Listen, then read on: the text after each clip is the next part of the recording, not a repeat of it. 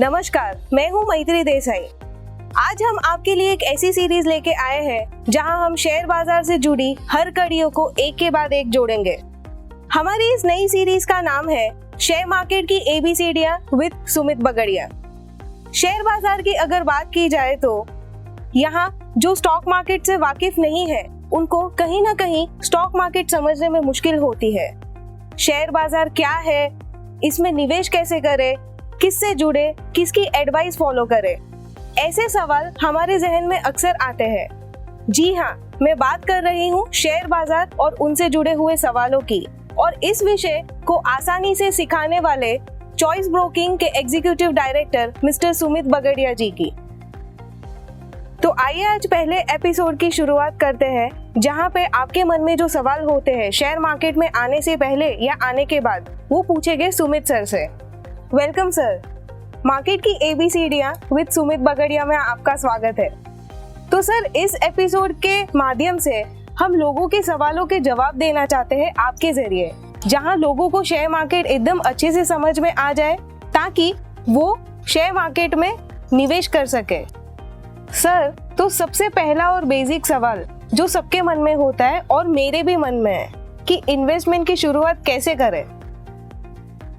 Thank you मैत्री। First of all बहुत अच्छा लग रहा है मुझे, हम ये एपिसोड प्लान कर रहे हैं और लोगों तक उनके सवालों के जवाब दे रहे हैं।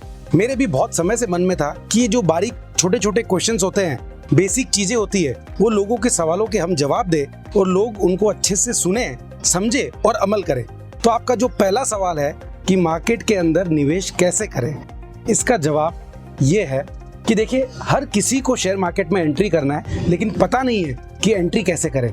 तो जो भी शेयर मार्केट में आना चाहते हैं, सबसे पहले तो एक चीज समझे कि आप लोग को मार्केट्स में आने के पहले आपको समझना है कि आपके पास कितने एसेट क्लास अवेलेबल है।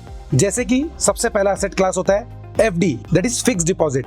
उसके बाद रियल एस्टेट यानी कि प्रॉपर्टी।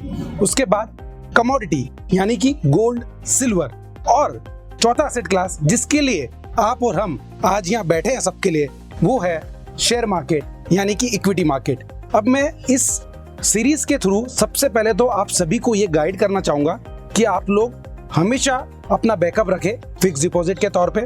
आप लोगों के पास प्रॉपर्टी यानी कि रियल एस्टेट में भी निवेश या इन्वेस्टमेंट होना चाहिए।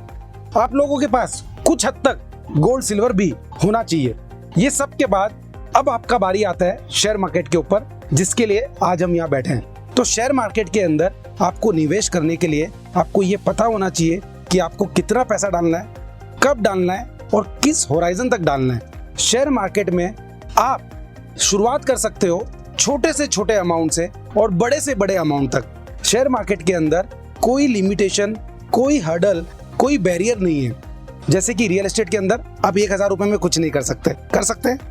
नहीं कर सकते। लेकिन शेयर मार्केट में आप 500 रुपए से भी आ सकते हैं सॉरी, आप 500 रुपया भी निवेश कर सकते हैं, आप 1000 रुपया भी निवेश कर सकते हैं, आप 50,000 रुपया भी निवेश कर सकते हैं, आप 5 लाख रुपया भी निवेश कर सकते हैं, आप 5 करोड़ रुपया भी निवेश कर सकते हैं। शेयर मार्केट में आपको जल्द से जल्द कदम रखना चाहिए।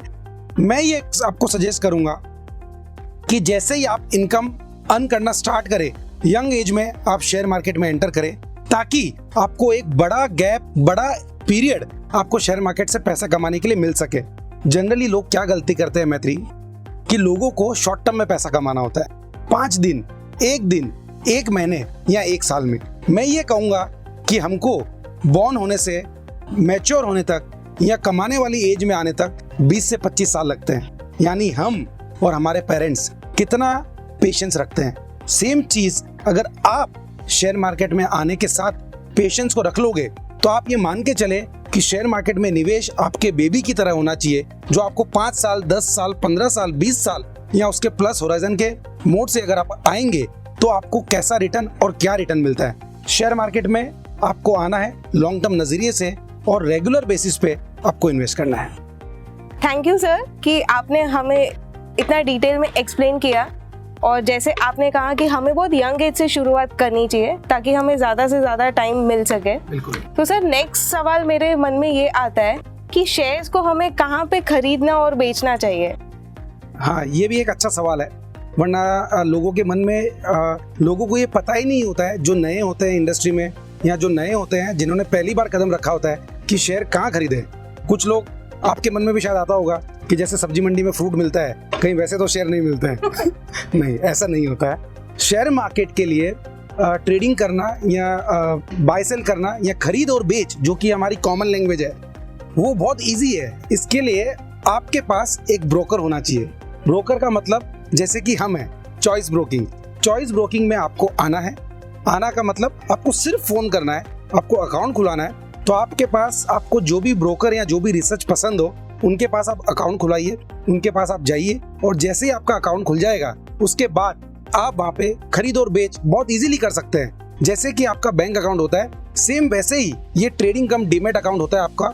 इसको डीमेट अकाउंट बोला जाता है क्योंकि इसके अंदर आपके शेयर्स पड़े होते हैं, जो आप इलेक्ट्रॉनिक मोड पे कभी भी, आपके आज के जमाने में तो मोबाइल पे देख सकते हैं। पहले के टाइम पे होता था, जब शायद आप बॉर्न भी नहीं हुई होगी, कि वो टाइम पे फिजिकल में शेयर्स पड़े होते हैं। आजकल ऐसा नहीं होता है, आजकल सब कुछ इलेक्ट्रॉनिक मोड में होता है। तो आपको सबसे इजी काम जो करना है, आपको ब्रोकर के पास जाना है। हमारे पास आइए चॉइस ब्रोकिंग में, अकाउंट खुलवा सकते हैं। अकाउंट खुलाने के बाद आप उसके अंदर आराम से easily day to day basis पे बाय एंड सेल कर सकते हैं।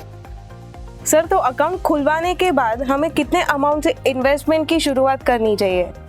देखिए, आपको ध्यान होगा जब आपने मुझे पहला सवाल पूछा था, उसी में मैंने एक छोटा सा हिंट दिया था कि शेयर मार्केट में आने के लिए कोई अमाउंट का कैपिंग नहीं है, जैसे कि किसी और चीज में होता है जहाँ पे आप छोटे मोटे अमाउंट से शुरुआत नहीं कर सकते। शेयर मार्केट का सबसे बड़ा ब्यूटी यही है कि आप मार्केट के अंदर छोटे से छोटे अमाउंट से शुरुआत कर सकते हो और बड़े से बड़े अमाउंट तक लेके जा सकते हो। कहने का मतलब, जैसे SIP होता है तो आप 500 रुपए, 500 रुपीज का SIP भी आप शुरुआत कर सकते हो। ऐसे ही स्टॉक मार्केट के अंदर अगर आपको डायरेक्ट इन्वेस्ट करना है तो आप कोई भी अमाउंट से शुरुआत कर सकते हो। अगर आपका स्टार्ट में सेविंग्स कम है तो आप 500, 1000, 2000, 5000, ये सिर्फ मैं एग्जांपल दे रहा हूँ। आपकी कैपेसिटी होनी चाहिए, आपका रिस्क टेकिंग एपेटाइट होना चाहिए और आपका होराइजन होना चाहिए।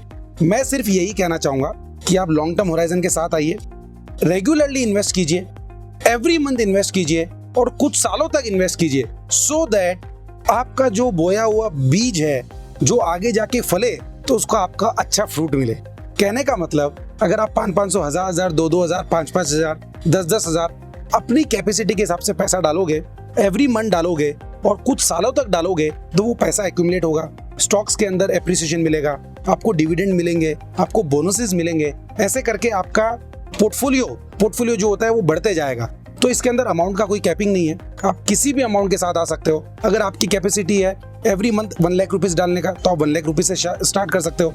अगर आपकी कैपेसिटी है कि स्टार्ट में लमसम आपको 10 लाख या 25 लाख डालना है, तो आप उस अमाउंट से स्टार्ट कर सकते हो। लेकिन अगर कुछ लोग ऐसा सोचते हैं कि ये तो सिर्फ बड़े लोगों का ही काम है, तो ऐसा नहीं है। आप इसमें 1000 रुपए डाल के भी इन्वेस्ट कर सकते हो, पर शर्त ये है आपको इन्वेस्ट करना है, सट्टा या स्पेकुलेट नहीं करना है। मैं आपको एक रियल एग्जांपल शेयर करता हूँ। रियल एग्जांपल से मतलब, जो लोग मेरे पास आते हैं वो 50,000 रुपीज या 1 लाख रुपीज लेके आते हैं और फिर वो सोचते हैं कि हम उस पैसे को 5 लाख कर लें या 10 लाख कर लें। मैं इस एपिसोड के माध्यम से आप सभी लोगों से ये बोलना चाहूंगा, ऐसा ना करें। It's not an easy. अगर आप शेयर मार्केट को एज ए बिजनेस ट्रीट करेंगे तो आप बहुत अच्छा और बहुत बढ़िया पैसा कमा सकते हैं। आपको इसको ऐसे बिजनेस ट्रीट करना है और छोटे अमाउंट से आपको धीरे धीरे करके आपका पोर्टफोलियो बिल्ड करना है। Trading is a different thing, investing is a different thing. तो मैत्री, आपको ये समझना है और आपको लोगों को ये बताना भी है कि आपको इसके अंदर इन्वेस्ट करना है, रेगुलरली, स्लोली एंड स्टेडीली आपको अपना पोर्टफोलियो ग्रो करना है। अगर आप इस तरीके से करेंगे तो आपका एक लॉन्ग टर्म के लिए अच्छा पोर्टफोलियो बनेगा और आपको लॉन्ग टर्म में एक अच्छा एप्रिसिएशन मिलेगा। सर, ये तो आपने बहुत अच्छा बताया कि हम छोटे से छोटे अमाउंट से शुरुआत कर सकते हैं, क्योंकि ये तो मैं खुद नहीं डिसाइड कर पा रही थी कि कौन से अमाउंट से शुरुआत की जाए।